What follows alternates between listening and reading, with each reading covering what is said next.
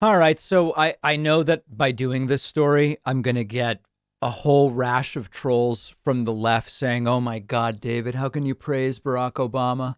He's a centrist neoliberal. He's terrible. His drone policy, his deportations. And of course, I've criticized all of those things, but that doesn't mean that we can't look at Barack Obama speaking at a rally and realize, wow, the political discourse has really collapsed over the last 5 years, in particular, as the virus of Trumpism has degraded and coarsened political dialogue.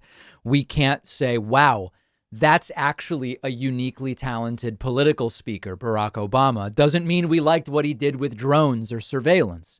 So let's get to it. And please don't read into this segment more than what I'm actually saying. There's a bunch of important elections next Tuesday, November 2nd. I'm going to be covering results live with you on YouTube, Twitch, and Facebook starting around 8 p.m. Eastern on next Tuesday night. One of those races is the Virginia gubernatorial election. Now, in this race, incumbent Democratic Governor Ralph Northam is term limited out.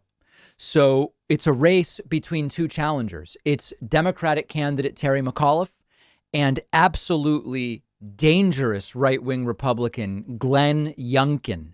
Youngkin is a real lunatic. I mean, a true political and cultural extremist. Youngkin has made clear his allegiance to Donald Trump and Trumpism initially, although he's since kind of backed away because it seems like maybe it's not going to help him that much. Youngkin for months didn't even acknowledge that Joe Biden legitimately won the 2020 election. It's that crazy of a guy. He's against abortion and he's against gun safety measures. He's really, really horrible. The race is tight. It's within the margin of error. I could show you polls, 1 point, 2 points. Doesn't matter. It's within the margin of error. It could go either way. So former President Barack Obama has been out campaigning with Terry McAuliffe. And in a very specific sense, it was really refreshing. Not because I like Barack Obama's drone policy or whatever, but because Barack Obama was able to do something that often gets lost when we're in the day to day of the current right wing insanity and extremism. And it's one crazy thing after another, which is Barack Obama distilled just how absurd the modern Republican Party and American right wing has gotten. So let's look at some clips. In this first one, this is like a classic Obama thing where he hits a bunch of issues about the hypocrisy of Glenn Youngkin, and he touches on opportunism and other things. He starts with some jokes and builds into, hey, guys, this is really serious. This is like a textbook 2-minute political speech excerpt. And it's interesting to look at it and see. Yeah, the guy can hoop. That's great. I'm less convinced that the co-CEO of one of the largest private equity firms in the world spends his time washing dishes and going grocery shopping. But who knows? Maybe. But I mean, you do notice that, like, whenever a wealthy person runs for office, they always want to show you what a regular guy they are. So he starts with the jokes, and I know people are saying, well, Obama's rich too. Yeah, right. This is political speech. This is about what are the policies and making a connection to that. Yes, Obama's also incredibly wealthy. But that's okay. But when your supporters hold a rally where they pledge allegiance to a flag that was flown at the insurrection at the Capitol on January 6th. So he's doing two things here. He's starting to shift from the jokes to the serious, and he's slowing down the speed. And then at the end, he'll build back up, but instead of with jokes, with anger that he wants the crowd to feel with him. It's really textbook. Hey, the biggest threat to our democracy in my lifetime, when you don't separate yourselves from them, when you don't think that's a problem, well, you know what?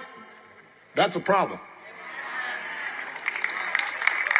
You can't run ads telling me you're a regular old hoops playing, dishwashing, fleece wearing guy, but quietly cultivate support from those who seek to tear down our democracy. Either he actually believes in the same conspiracy theories that resulted in a mob, or he doesn't believe it, but he's willing to go along with it, to say or do anything to get elected. And maybe that's worse. Because that says something about character. And then now here's the final and character buildup. will end up showing when you actually are in office. What are you willing to stand up for? When are you willing to say no to your own supporters? When are you willing to say there's some things that are more important than getting elected, and maybe American democracy is one of those things? So that is really well done political speech. You don't have to love Barack Obama's politics or whatever.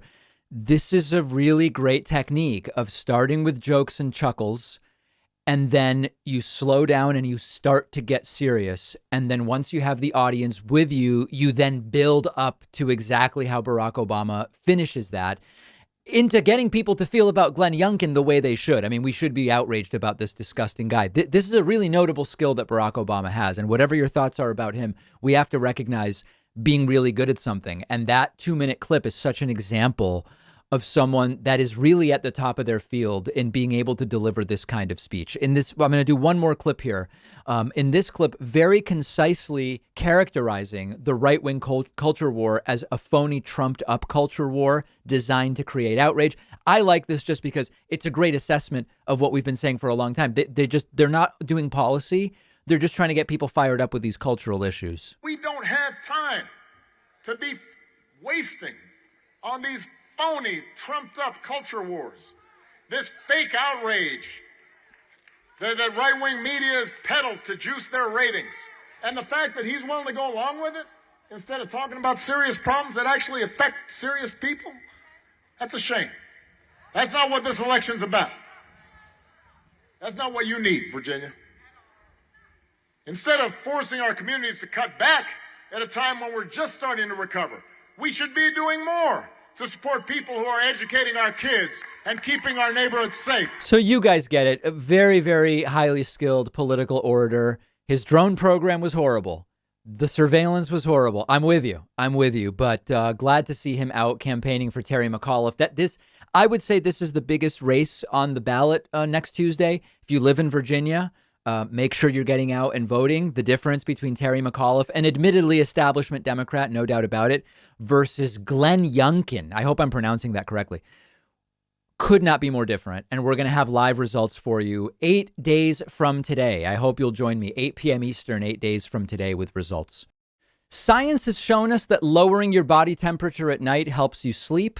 I can't sleep in a hot room. That's why I love our sponsor, Chili Sleep, which makes customizable, climate-controlled sleep solutions to sleep better. Their flagship products are the Uller sleep system and the Cube sleep system, which is what I have. Both are hydro-powered, temperature-controlled luxury mattress pads. You can make them as cold as 55 degrees Fahrenheit. If you wanted, you could go as hot as 115 degrees. I like the cooler option. I keep mine at 60 degrees, and it gives me a great cool night of sleep. No feeling hot, no more sweating. I'm falling asleep faster, and it pairs perfectly with Chili Sleep's weighted Chili Blanket, which keeps you cold on top, too. They'll give you 20% off everything when you go to chilisleep.com/Pacman. The link is right underneath this video.